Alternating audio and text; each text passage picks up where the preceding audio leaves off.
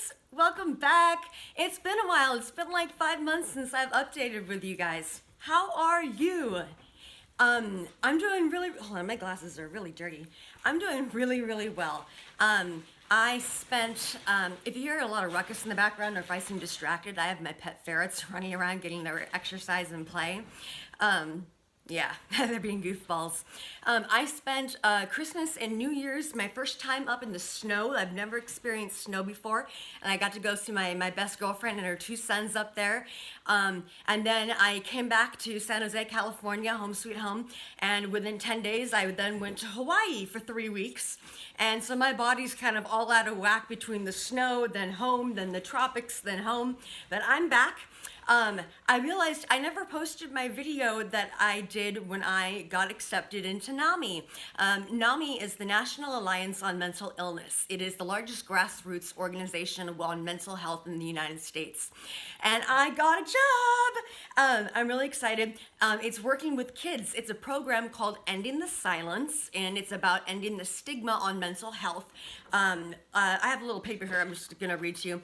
NAMI, Ending the Silence, is an engaging presentation that helps audience members learn about the warning signs of mental health conditions and what steps to take if you or a loved one are showing symptoms of a mental health condition.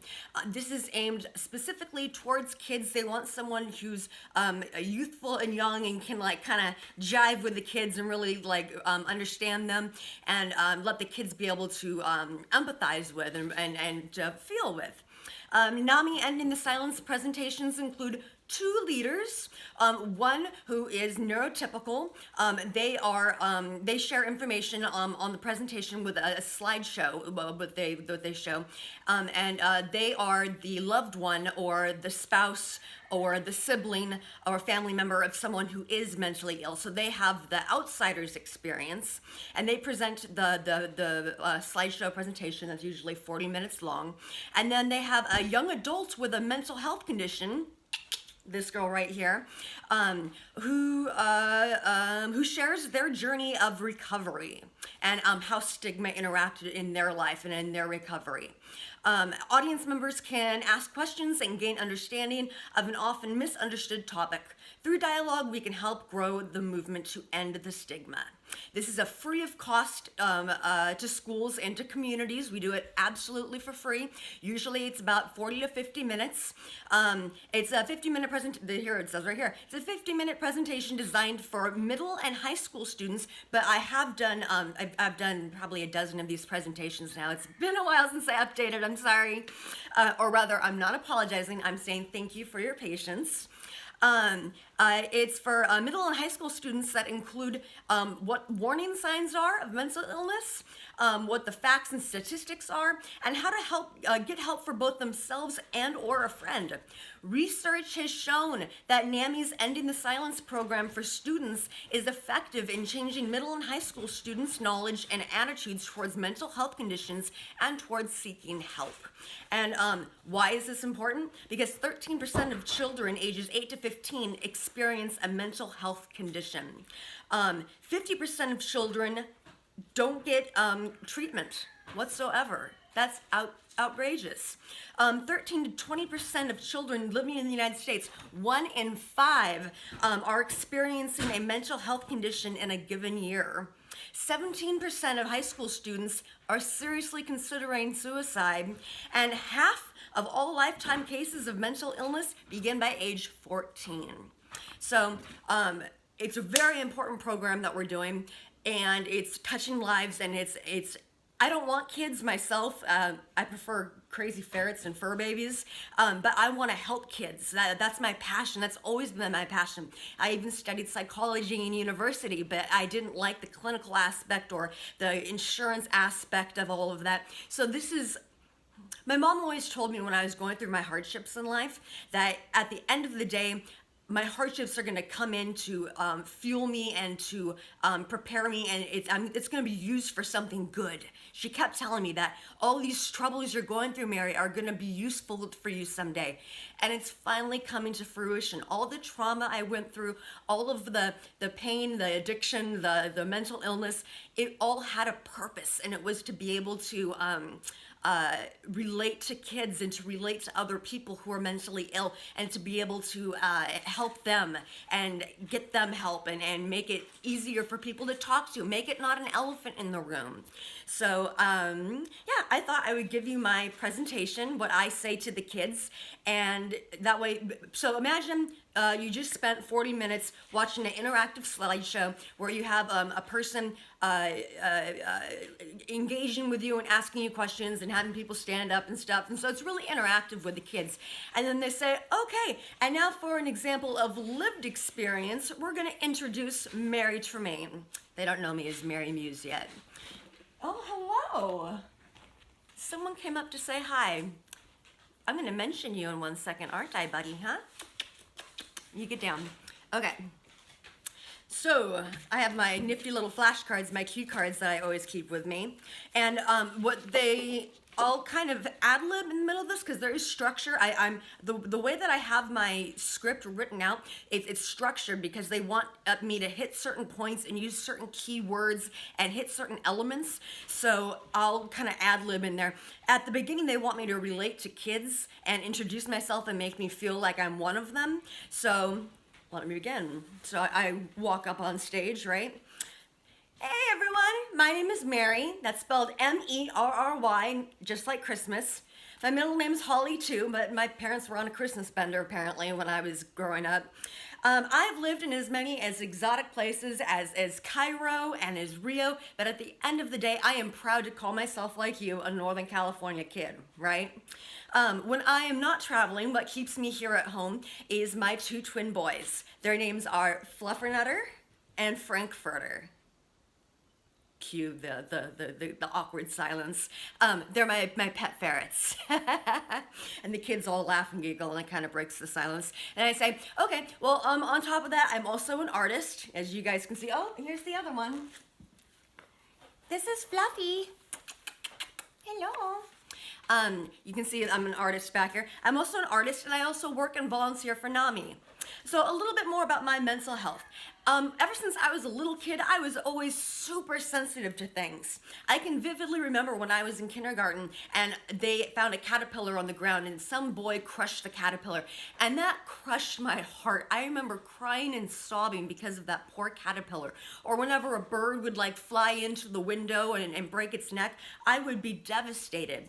On the other flip of the coin, when I would have a present for someone for their birthday or for Christmas, I would be shaking and crying with excitement and anticipation of just wanting to give them a present. So excited, so excited.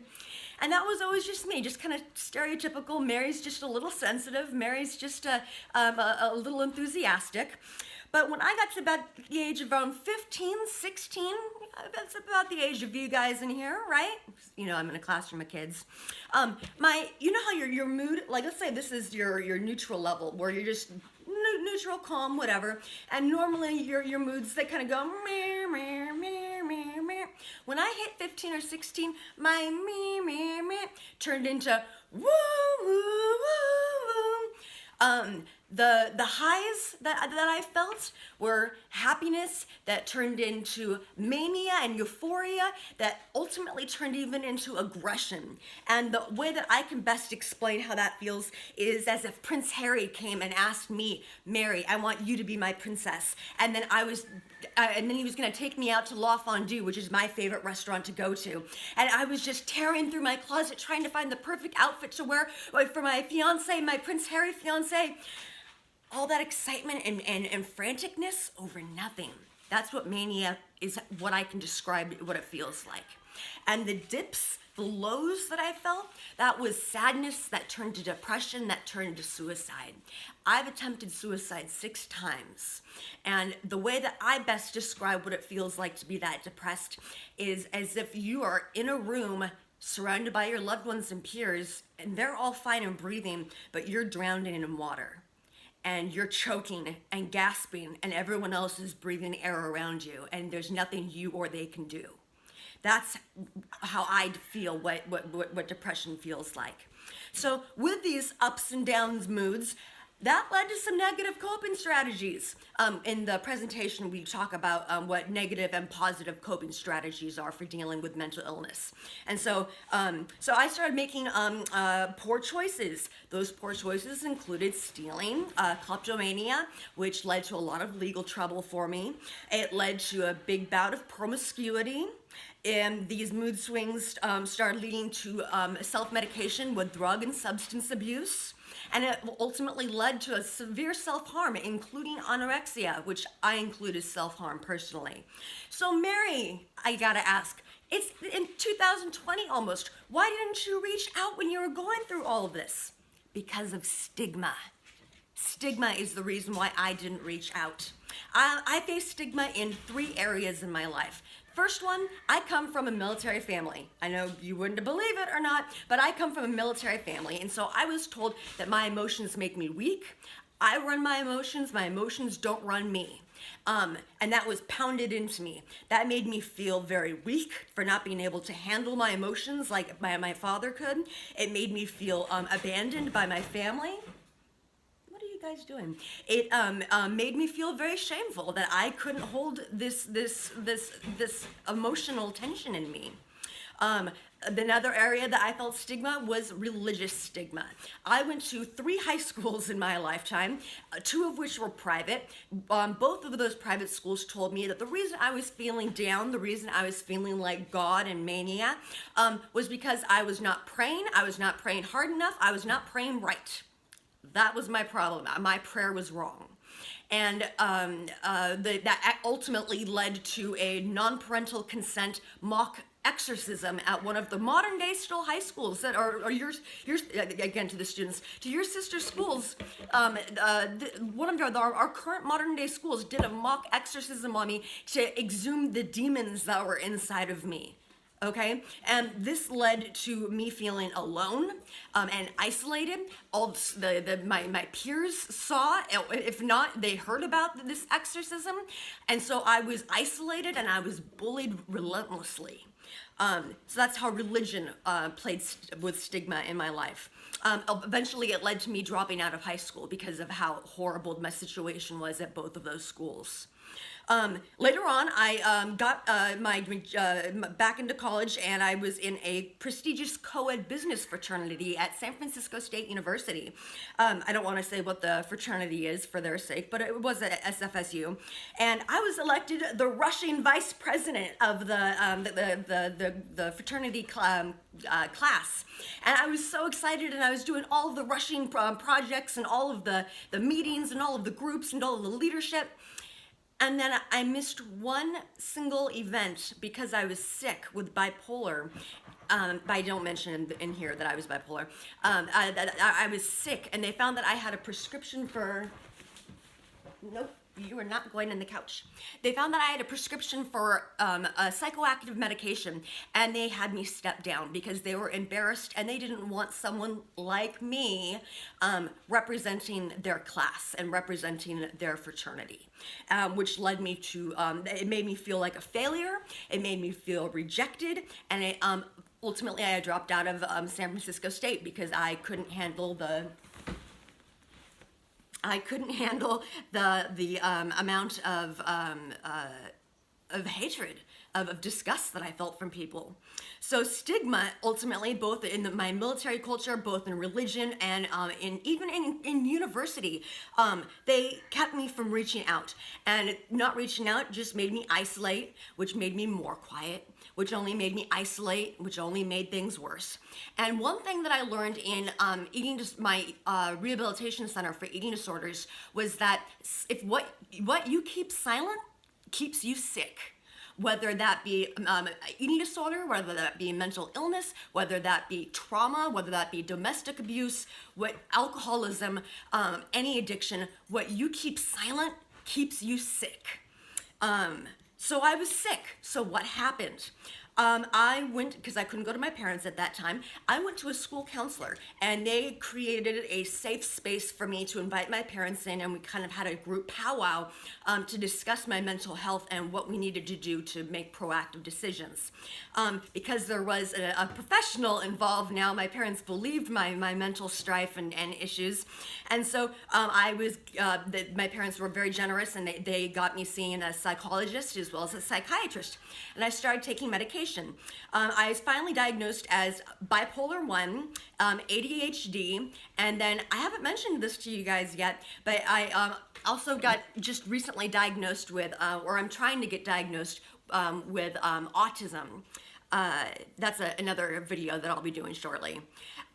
So they want me to talk about medication and what medication is like.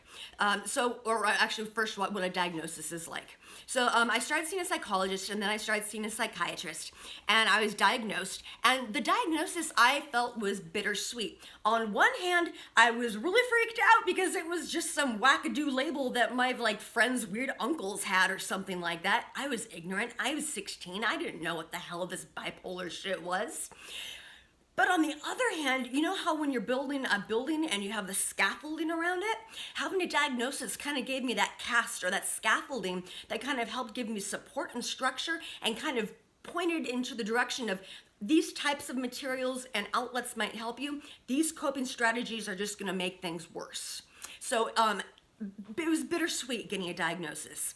Now, medication for your brain is just like medication for diabetes for your pancreas, is just like Lasix for your congestive heart failure, is just like medication for blood pressure. It's just organ issues that need medication to help.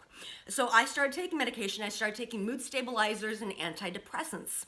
Now, all psychoactive medications have side effects to them. Some are more, some are more severe, some are less, and everyone feels them on a different degree. Some people have intense reactions, and other people are just, it didn't really affect me that much, but I kind of noticed it. The side effects that I mostly dealt with the medication was lethargy. That's feeling really just sluggish and just dumb, and that was supposed to be down, not dumb. Down and zoned out and zombie-like, just flat-faced, no spark in my eye. That's what the lethargy felt like. So we started medication, and that still didn't work. So I then went and had 3 years worth of ECT. That's electroconvulsive therapy. And sidebar, I have a video on that if you look down in my my menu, down at the bottom. And you guys might know that as electroconvulsive therapy or shock therapy. Also, you've probably seen it in One Flew Over the Cuckoo's Nest with Jack Nicholson. It's nothing like what the movies show whatsoever, but it still didn't work for me either. So I ended up doing some new state-of-the-art technology to help curb my depression called TMS. Again, I have multiple videos on TMS down in my menu. Transcranial magnetic stimulation, and that essentially is using magnetic waves instead of electrical current to rearrange the sodium and the potassium in your neurons in your brain to essentially get your neurons to communicate better. Okay, and that was the cure for me. Not cure. That was the fix-all for me. Now, not everyone has to go through these extensive medical marvels to be able to find recovery, but it does give hope for people like me who need it, and that there are medical advances coming out in the future down the road that will help people out that are not systemic and affect your whole body, but that they're actually. Okay, this is another sidebar. They're actually coming out with medication right now that they can actually pinpoint the specific neurotransmitter that they want to increase or decrease and either turn off or shut down the valve without affecting any other region of the brain. It is absolutely fascinating how they're targeting this stuff, but I'm ranting now. Okay, back to my thing. So not everyone needs these, but it gives hope for people like me. On top of taking medication and doing these treatments, I started incorporating positive coping strategies, like how we talked about in the slideshow. Eating, actually eating, not having restrictive issues, getting proper sleep. Sleep hygiene is crucial.